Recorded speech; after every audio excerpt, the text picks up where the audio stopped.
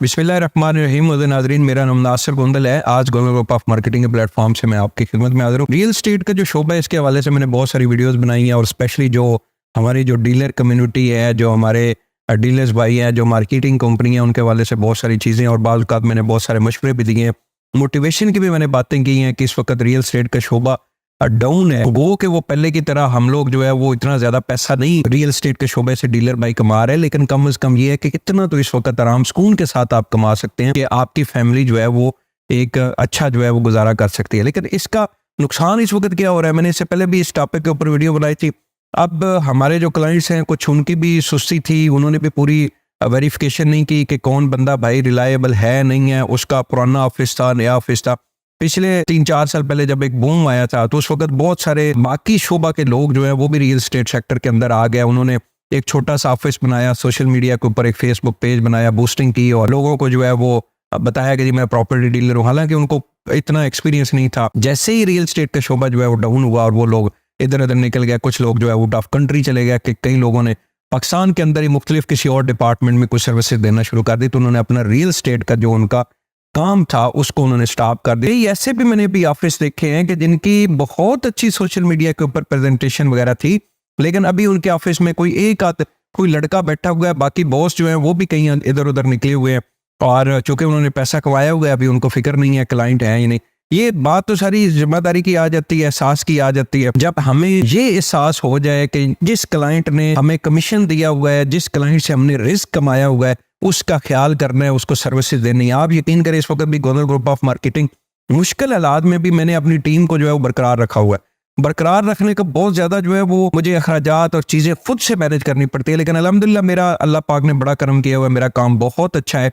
मेरी टीम जो है वो प्रॉपर, जितनी सैलरी स्टाफ है वो भी अल्हम्दुलिल्लाह बहुत अच्छा मेरे साथ चल रहा है, बाकी टीम जो है वो चल रही है। तो ये मैनेज करना बहुत मुश्किल है। अभी ये ब्लू वर्ल्ड सिटी के मैनेजमेंट ने आपको बताया कि डेवलपमेंट चार्जेस लगाए, फिर उसके बाद लोगों के हमने डेवलपमेंट चार्जेस जमा करवाए, फुल पेड करवाए, फिर उनको डिस्काउंट लेके दिया, फिर उनकी लोकेशन जो है वो अच्छी लोकेशन के ऊपर उनको प्लॉट दिलवाए। ये सारा प्रोसेस हमारे क्लाइंट ने नहीं किया।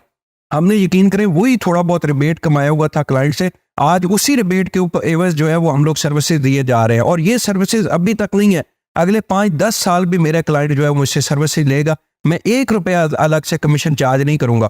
और आप यकीन करें, सुबह से लेकर शाम तक मैं एवरी टाइम अपने टीम मेंबर के फ़ोन चेक करता हूँ कि यार आपसे लोग राब्ता कर रहे हैं क्या, आप ये तो नहीं कि उनका फ़ोन नहीं अटेंड कर रहे हैं। ये आज के दिन में भी एक मेरे टीम मेंबर ने, यकीन करे कि मैंने उसका मोबाइल चेक किया कि एक क्लाइंट हमारे थे, उन्होंने फैसल हिल्स के अंदर हमसे शॉप ली हुई थी, तो वो शायद उन्होंने बार बार फ़ोन किया तो ये मसरूफ़ था, इसने फ़ोन नहीं उठाया, तो 3 बार उनका कॉल आई थी तो इसने अटेंड नहीं किया।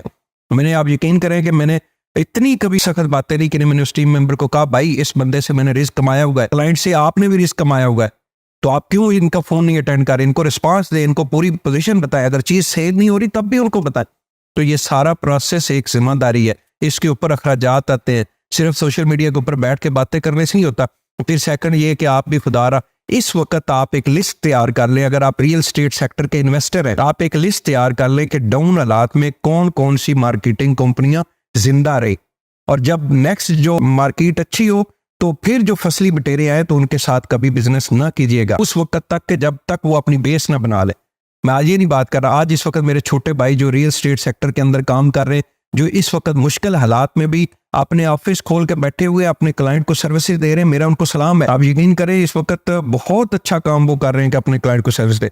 तो मोस्ट वेलकम जी। रियल एस्टेट का सेक्टर और ये चीज़ें, प्रॉपर्टी डीलर और क्लाइंट, ये आपस में लाजिम मलजूम है। हर क्लाइंट डायरेक्ट अपनी प्रॉपर्टी ना खरीद सकता है ना वो सेल कर सकता है, उसको कहीं ना कहीं रियल एस्टेट एडवाइजर जो है इसकी ज़रूरत है। और रियल एस्टेट सेक्टर के लोगों से मेरी गुजारिश है, जो आप प्रॉपर्टी डीलर भाई हैं, खुदारा लोगों ने अपनी बड़ी मुश्किल के साथ करोड़ों रुपया, लाखों रुपया जमा करके कहीं कोई प्लॉट लेते हैं और उनका एक ट्रस्ट होता है। आपकी थोड़ी सी सुस्ती जो है उनको करोड़ों रुपए का नुकसान दे जाती है। या तो आप प्लॉट की पूरी वर्किंग नहीं करते, आप हो सकता है किसी ऑलरेडी लिटिगेशन वाला प्लॉट अपने क्लाइंट को खरीद के आपने दे दिया, और आपका क्लाइंट जो है, उस क्लाइंट ने क्या करना है, आपको कोई फायर मार देना है, आपके खिलाफ उसने कोई FIR कर लेनी है? नहीं भाई, सिर्फ आपको बुरा भला ही कह सकता है और आपने क्या करना है, आपने जो पैसा कमाया वो आपका हराम हो जाएगा। तो इन चीज़ों का थोड़ा बहुत ख्याल रखें। प्लॉट आपने नहीं देना, लेकिन कम से कम सर्विसेज आपकी तरफ जिम्मेदारी बनती है वो आप पूरी करें। आपसे भी गुजारिश है आप हमारे लिए दुआ करें। इंशाल्लाह जिम्मेदारी के साथ जो हमने कमिटमेंट की हुई है उसको अल्लाह पाक हमें पूरा करने की तौफीक अता फरमाए। आमीन। बहुत बहुत शुक्रिया।